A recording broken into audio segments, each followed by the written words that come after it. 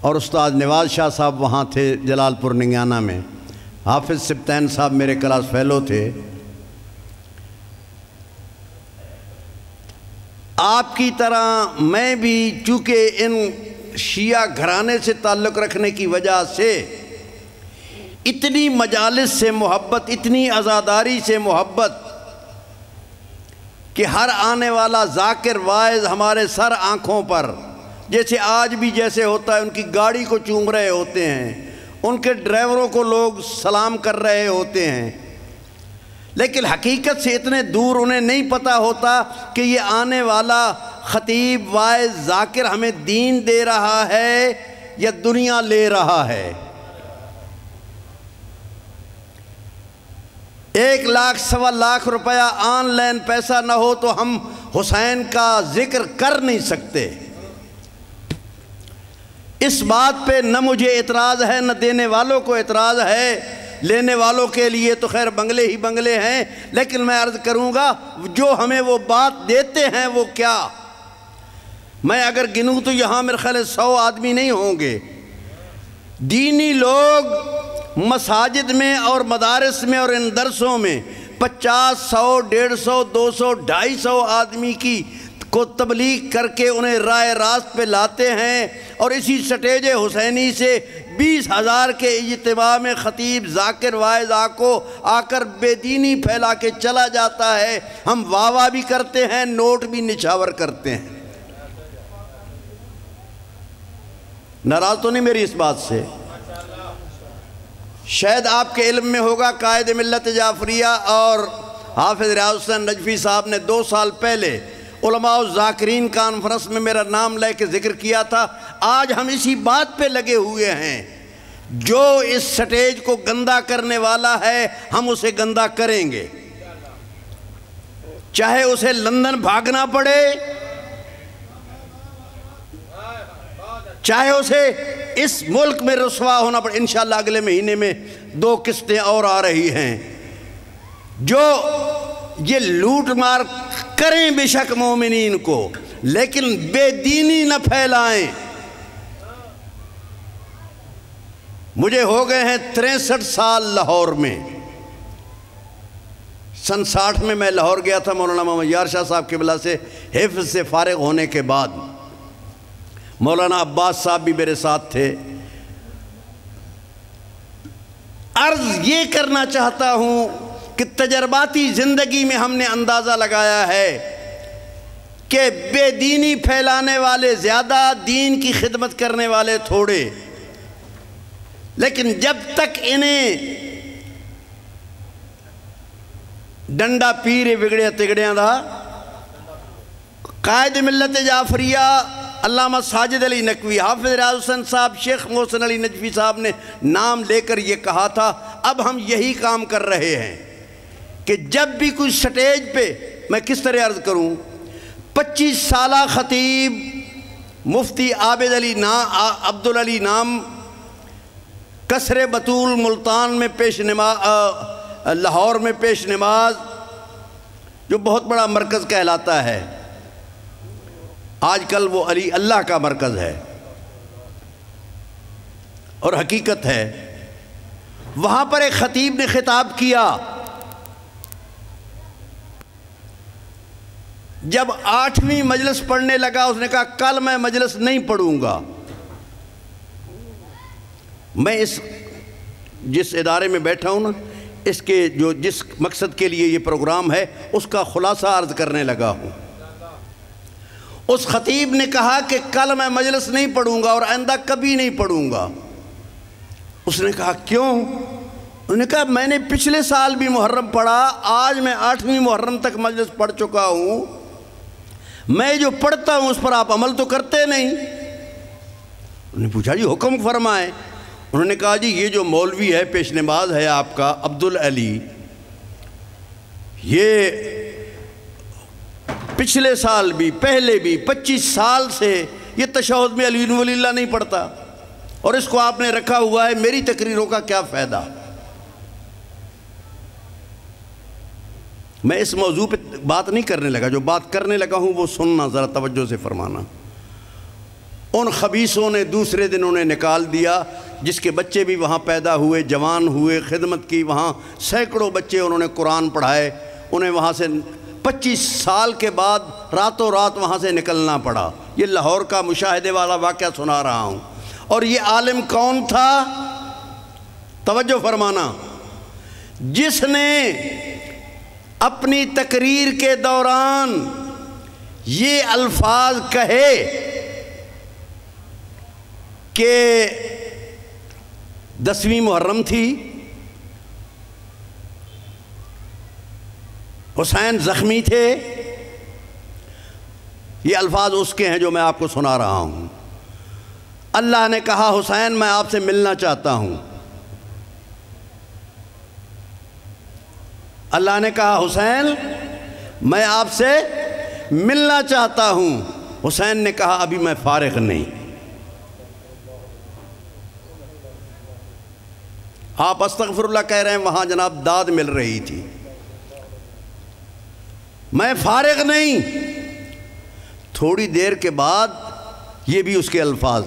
حسین نے سوچا اللہ نے مجھے بلایا ہے، میں نے کیوں کہا ہے کہ میں فارغ نہیں؟ کہا اللہ میں حاضر ہوں۔ اللہ نے کہا آ جا میرے پاس، کیونکہ وہاں کربلا میں تو اللہ تھا نہیں نا، کہیں اور بیٹھا ہوا تھا، نعوذ باللہ من ذالک۔ اللہ نے اپنے پاس بلا لیا۔ یہ میں وہ بات کر رہا ہوں جو ریکارڈڈ میرے پاس موجود ہے، تحریری بھی، زبانی بھی، آواز کے ساتھ بھی، فوٹو کے ساتھ بھی۔ اللہ نے بلا لیا، حسین گیا، حسین کو دیکھا، کیونکہ یہاں کربلا میں تو اللہ دیکھ نہیں سکتا تھا نا، نعوذ باللہ من۔ چہرہ دیکھا، دیکھ کر کہا حسین یہ کیا صورت بنائی ہوئی ہے؟ تیرا چہرہ زخمی، تیرا جسم زخمی، تیری آنکھیں زخمی۔ انہوں نے کہا تجھے بچانے کے لیے۔ توجہ، بیٹھ جا بیٹا، تجھے بچانے کے لیے۔ پھر اس نے اس سے بڑھ کے بکواس کی اور کہا جا حسین، تو نے مجھ پہ احسان کیا ہے، آج 10ویں محرم ہے، عصر کا وقت ہونے والا ہے، تھوڑی دیر کے بعد کربلا کی زمین میں رہوں گا، عرش اولا پہ تو رہے گا۔ اور اس دن سے لے کر آج تک جس کی آپ زیارت کرنے چاہتے ہیں وہاں اللہ ہے، حسین نہیں۔ کوئی بات میری سمجھ آئی؟ اور اس پر داد دینے والے موجود تھے۔ یہ ایک بات نہیں، درجنوں ایسے خطابات کرنے والے۔ اور پھر اللہ کے فضل و کرم سے ہم نے اس پر FIR درج کروائی، اور اس نے جامعۃ المنتظر میں آ کے جھوٹی موٹی معافی مانگی۔ اس کا نام تھا تو انجینئر، بعد میں علامہ بن گیا، نام تھا محمد حسین کھرل۔ میں مکمل طور پہ نام لے رہا ہوں، میں کوئی خفیہ بات نہیں کر رہا۔ ایسے سینکڑوں درجنوں لوگ سٹیج پہ آ کے آپ یہاں 50-100 آدمیوں کی اصلاح کرتے ہیں۔ مولانا ظہور خان صاحب، مولانا جتنے لوگ، نصرت عباس صاحب، ہم حقیر جیسے آ کے 15, 20, 50, 100 آدمیوں کی اصلاح کرتے ہیں۔ وہ 20,000 کو ورغلا کے ان کو دین سے دور کر کے لاکھوں روپے لوٹ کر پھر نہ ان میں قربانی کا جذبہ پیدا ہوتا ہے، نہ مقصد کربلا پیدا ہوتا ہے۔ واہ واہ اور ہاں ہاں کی زندگی گزار کر اسے دین سمجھ کر، اور دین نہیں بلکہ دین فروشی کر کے اس دین کو بگاڑا جا رہا ہے۔ اس لیے آپ کے لیے لازم دین کو پہچاننے کی کوشش کریں۔ یہی آپ نے دیکھا آیت اللہ قائد ملت جعفریہ علامہ ساجد علی نقوی صاحب نے جب آواز دی، لوگ گئے۔ میں جس حوالے سے بات کرنا چاہتا ہوں وہ یہ کہ کتنا عرصہ وہ خاموش رہے۔ خاموش رہنے کے بعد اچانک جب میدان، ہمیشہ جب ضرورت پڑی عالموں نے آپ کے دین کو بھی بچایا، آپ کے مذہب کو بھی بچایا، آپ مقصد کربلا کو بھی بچایا۔ یہی ایک فکرہ اور کہتا چلوں، آپ کی زحمتیں تمام کروں، تفصیل میں چلا گیا تو بہت دور چلا جاؤں گا۔ یہی ابھی اندر بھی بات ہو رہی تھی، 1 ربیع الاول کا جذبہ آپ لوگوں کا، علماء کو آپ نے جب لبیک کہا، اور پھر لوگ پریشان ہوئے کہ یہ کیوں چھوڑ دیا گیا؟ یکم ربیع الاول کو کینسل کیوں کر دیا گیا؟ ایک فکرہ عرض کرتا چلوں، آپ ایک مقصد کے لیے جا رہے تھے، آپ کے اس جذبے نے اس مقصد کو پہنچنے سے پہلے پورا کر دیا۔ ختم نہیں ہوا یکم ربیع الاول، یکم ربیع الاول آنے والی ہے، اس کی تیاری رکھیں۔ قائد ملت نے آپ کی طاقت کو بھی بچایا اور آپ کے جذبے کو، آپ کی قوت کو، پوری ملت کو بتا دیا دنیا والوں کو کہ جذبہ صرف ساجد نقوی کا قائد ملت کا ہے اور ان مومنین کا ہے جو اس کربلا کے راستے پہ حقیقی چلنے والے ہیں۔ حکومتوں کو بھی پتہ چل گیا اور اب بھی انہیں علم ہے کہ اب اگر ہم سر اٹھائیں، جیسے ابھی کچھ لوگ کہتے ہیں حماس نے حملہ کیا، زیادتی کی ہے۔ میں نے کہا حماس نے حملہ کر کے بھائی طاقت نہیں تھی، کیوں انہوں نے یہ نعوذ باللہ من ذالک ایک لفظ نے کہا کہ پنگا کیوں لیا؟ میں نے کہا نعوذ باللہ من ذالک پنگا، یہ پنگا اگر کہو تو لفظ مجھے نہیں استعمال کرنا چاہیے کہ ان کے پاس طاقت نہیں تھی اور انہوں نے یہ کام کیوں کیا؟ میں نے کہا طاقت تو آقا خمینی کے پاس بھی نہیں تھی، انہوں نے یہ کام کیوں کیا تھا؟ کیا تلوار تھی ان کے پاس، کیا بندوق تھی؟ ان کے پاس بھی جذبہ ایمانی تھا، ان کے پاس بھی جذبہ ایمانی ہے۔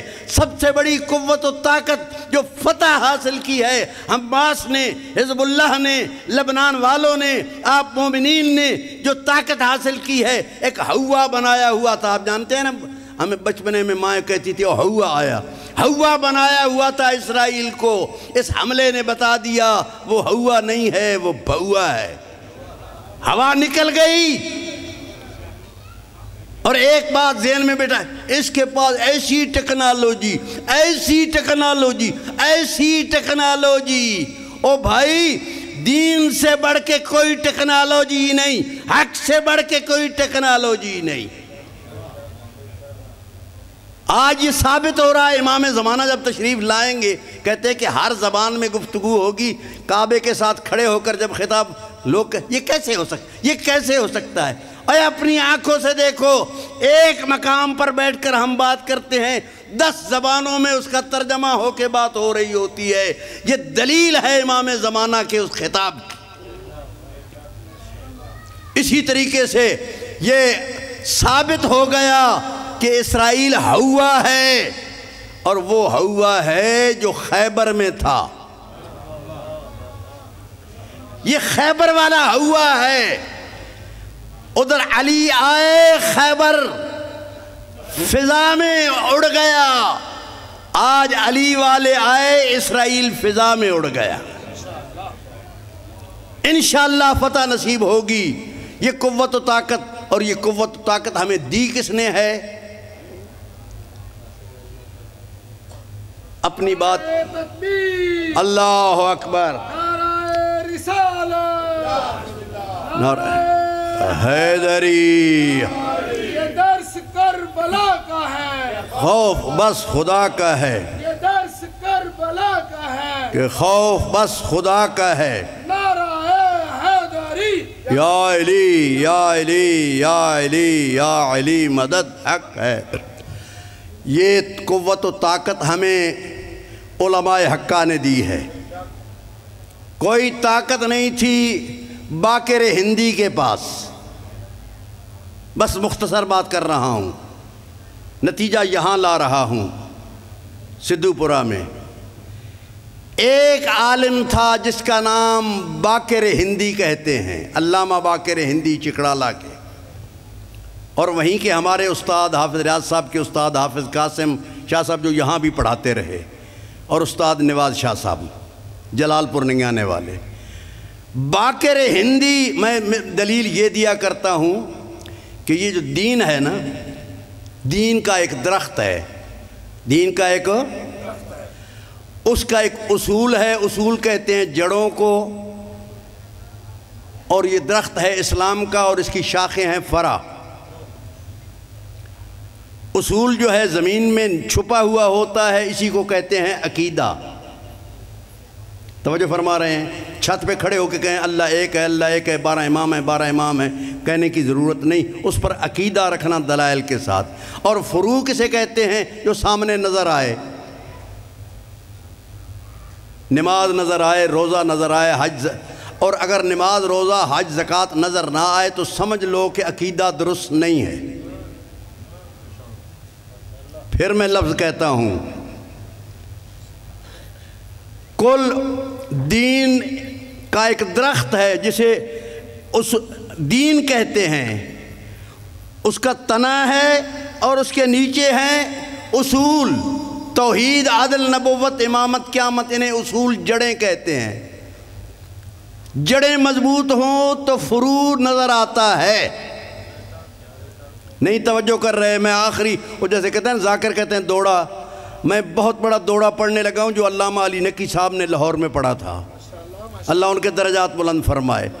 یہ اصول عقیدے کا نام ہے، فروع عمل کا نام ہے۔ اگر اصول درست ہو فروع نظر آتا ہے، نماز نظر آتی ہے، روزہ نظر آتا ہے، حج، زکوٰۃ، خمس، جہاد، تولی، تبرع، امر بالمعروف، نہی عن المنکر۔ اور اگر اصل مصیبت تو ہمارے لیے یہ ہے نا کہ ہم لوگوں کو پیسے دے کر کہتے ہیں وہ عقیدہ بتاتے ہیں، اور عقیدہ توحید سے نہیں شروع ہوتا، عدل سے نہیں شروع ہوتا، نبوت سے نہیں شروع ہوتا، امامت سے شروع ہوتا ہے۔ 1.25 لاکھ روپیہ فی گھنٹہ لینے کے لیے امامت سے عقیدہ شروع کرتے ہیں۔ اور بھائی عقیدہ توحید سے شروع ہوتا ہے۔ علامہ علی نقی صاحب نے ارشاد فرمایا کہ جس کا عقیدہ درست ہوگا اس کا فروع نظر آئے گا، فرع نظر آئے گی، اور فرع نظر نہ آئے تو سمجھ لو عقیدہ کمزور ہے۔ اب آپ سے عرض کرنے لگا ہوں جو اس راستے پہ چلنے والے ہیں، انہوں نے ارشاد فرمایا اگر فروع نظر نہ آئے تو پھر ان جڑوں کو پانی دو۔ یہ نوٹ فرما لیں، ان جڑوں کو، کیا ہیں جڑے؟ یعنی عقیدہ، توحید، عدل، نبوت، امامت، قیامت، ان کو پانی دو۔ پانی دینے کے بعد بھی اگر نظر نہ آئے پھر پانی دو۔ خود ہی ارشاد فرمایا، انہوں نے کہا یہ پانی ہے کیا؟ انہوں نے کہا یہ پانی ہے ذکر مظلوم کربلا۔ عقیدے کے ساتھ اور درست گفتگو کے ساتھ پھر اسے پانی دو مجلس عزا کے ساتھ۔ اصل بات اب کرنے لگا ہوں، پھر اسے مجلس عزا کے ذریعے پانی دو۔ پھر بھی اگر فروع نظر نہ آئے پھر نظر ثانی کرو اپنی مجالس پر، اپنی مجالس کے انداز پہ نظر ثانی کرو۔ اس کا مطلب یہ ہے کہ آپ مجلس نہیں کر رہے، رواج کر رہے ہیں، عادت کر رہے ہیں۔ اس مجلس کو عبادت بناؤ تاکہ فروع نظر آئیں، پتہ چلے کہ یہ اصول ہے اور ان جڑوں کا نتیجہ فروع نظر آ رہا ہے۔ اور اسی کو بچانے کے لیے کربلا والوں نے اپنا سب کچھ قربان کر دیا۔ میں 2 فکرے عرض کروں گا۔ جب مصعب صحابی نے کہا نا مولا نماز 10ویں کو نماز کا اول وقت ہے، امام نے کہا صفیں باندھ لو۔ یہ فکرہ میں ہر مقام پر عرض کیا کرتا ہوں جہاں کہتے ہیں جی چھوڑ دو، ماتم نہ چھوڑو، نماز چھوڑ دو بعد میں پڑھی جائے گی۔ میرے وہاں جاگیر علی اکبر میں نعرہ ہے، میرے پاس ابھی سٹکر ہیں وہ بھی لے لینا۔ ایک نعرہ ہے کیا؟ نماز بر وقت، عزاداری ہر وقت۔ ذرا نعرہ لگاؤ میرے ساتھ مل کے، نماز، آواز نہیں آئی، نماز، جو پڑھتے ہیں وہ تو لگائیں، نماز، عزاداری، عزاداری، عزاداری۔ حسین نے بتایا ہے، حسین نے بتایا ہے، تلواریں چل رہی ہیں، نیزے آ رہے ہیں، اور صحابی کو کہنے لگے صحابی تو دیوار بن کے کھڑا ہو جا، میں آخری نماز ادا کر کے دنیا والوں کو بتا دوں کہ اس کربلا کا نتیجہ یہی ہے جو میں آپ کو دے کے جا رہا۔ اور ایک فکرہ حسین نے اپنی بہن زینب سے کہا تھا، بہن زینب نماز تہجد میں مجھے نہ بھولنا۔ عزادارو مجھے بتاؤ وہ زینب جنہوں نے کربلا میں بھی نماز تہجد نہیں چھوڑی، لاشیں بکھرے پڑے تھے، علی اکبر کی جب آذان ہوتی ہے صبح یہاں ماتم شروع ہو جاتا ہے، کربلا میں آذان کے بعد ماتم نہیں، نماز، اور نماز کے بعد عزاداری تھی۔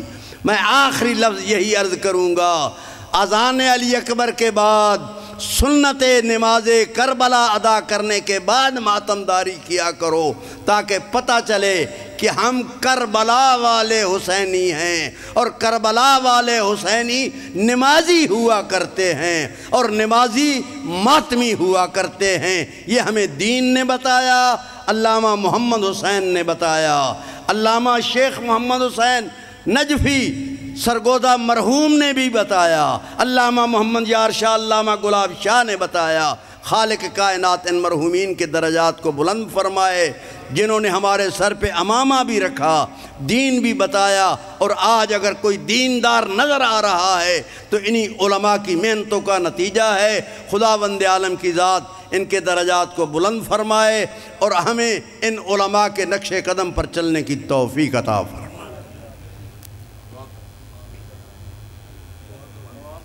اللہم صلی علی محمد وآل محمد، یا محمود بحق محمد، یا علا بحق علی، یا فاطر السماوات والارض بحق فاطمہ، یا محسن بحق الحسن، یا قدیم الاحسان بحق حسین علیہ السلام۔